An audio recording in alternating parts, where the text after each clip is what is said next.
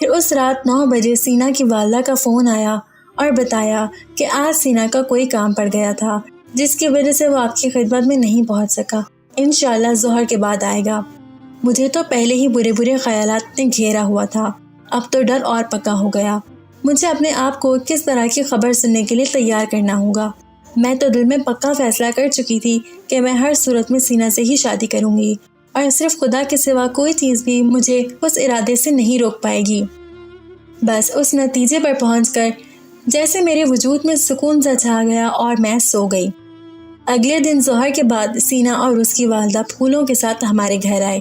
سب کچھ نارمل تھا، کوئی مسئلہ نہ ہوا تھا، اور اب شادی اور فنکشن کے منصوبوں پر بات چیت شروع ہو گئی، اور میں اپنی خوشی چھپا نہ پا رہی تھی۔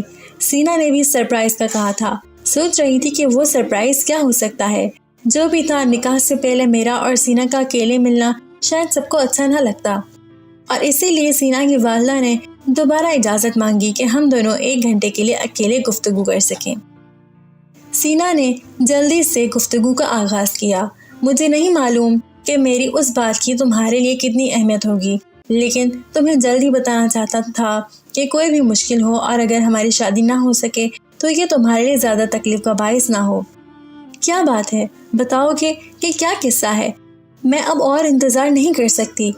سچ تو یہ ہے کہ اس سے پہلے کہ تم مجھ سے شادی کی درخواست کرو، میں تمہیں شروع سے پسند کرتا تھا۔ اتنا بول کر وہ ہنسنے لگا۔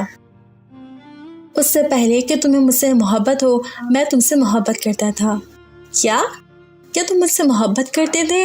اس نے کہا، کیوں نہیں؟ چھپ کر کہیں مجھ پر جادو ٹونا تو نہیں کروایا؟ یہ خدا کا حکم، یہ خدا کا کام تھا، اور تم میرے لیے خدا کا تحفہ ہو۔ جب سے تم مجھے اچھی لگتی تھی، میں نے منت مانی تھی کہ 1 مہینہ میں نے نماز حاجت پڑھنی شروع کی تھی اور خدا سے درخواست کی تھی، کیا تم مجھے مل جاؤ، کیا تمہاری محبت میرے دل سے نکل جائے۔ خدا نے کہا کہ تم کوشش کرو، میں برکت ڈالوں گا۔ اسی لیے تمہاری فیملی کے بارے میں پوچھ گچھ شروع کی، سب ہی تعریف کر رہے تھے۔ میں قدم بڑھانا چاہ رہا تھا کہ امی نے کہا کہ میرے لیے لڑکی پسند کی ہے، تو میں نے سوچا شاید اس میں خدا کی حکمت ہو۔ لڑکی دیکھی مگر میرے دل کو اچھی نہ لگی۔ میں نے بھی سوچا کہ ایک لڑکی کا عاشق ہو چکا ہوں تو یہ دل اب کسی کو پسند کرنے والا نہیں۔ اب بھی سوچ میں ہی گم تھا کہ تم پھولوں کے ساتھ ایک دم میرے سامنے آ کر کھڑی ہو گئی اور شادی کا کہہ دیا۔ تمہیں نہیں پتا اس وقت میری کیا حالت ہوئی۔ مجھے یقین نہ آ رہا تھا کہ خدا اس حد تک کسی کو میرا عاشق کر سکتا ہے۔ آنسو میری آنکھوں میں جمع ہو گئے تھے، سمجھ ہی نہیں آ رہی تھی کہ روؤں یا ہنسوں۔ کوئی تحفہ یا سرپرائز بھی مجھے اتنی خوشی نہیں دے سکتا تھا۔ ایک عورت کے لیے اس سے بڑھ کر کیا ہو سکتا ہے کہ اس کا شوہر بھی اس سے محبت کرتا ہو۔ عجیب سے احساسات تھے، اس سے پہلے مجھے ان احساسات کا کبھی تجربہ نہیں ہوا تھا۔ خدا سے شرم آ رہی تھی اور سینہ مجھے بہت اونچائی پر لگ رہا تھا۔ ایسا شخص جو اپنے عشق کے حصول کے لیے بھی کوئی غلط قدم نہ اٹھا رہا تھا اور خدا کی مدد سے مانگنے کو اس نے بھلایا نہ تھا۔ اپنا آپ بہت چھوٹا سا لگ رہا تھا۔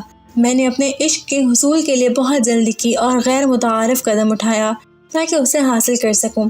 ابھی بھی اس بات پر یقین رکھتی تھی کہ سینہ جیسے شخص کو حاصل کرنے کے لیے یہ کوئی بڑا کام نہ تھا، لیکن پھر بھی اس سے بہتر طریقے ہو سکتے تھے۔ میں نے زندگی کا نیا رخ دیکھا تھا۔ سینہ کے ساتھ رہتے ہوئے خدا کی شناخت اور اس کا عشق بھی میری زندگی میں گہرا ہوتا گیا۔ میں نے اپنے آپ سے عہد کیا تھا کہ اپنی زندگی کا شیڈیول اور پروگرام خدا کی مرضی کے مطابق بناؤں گی۔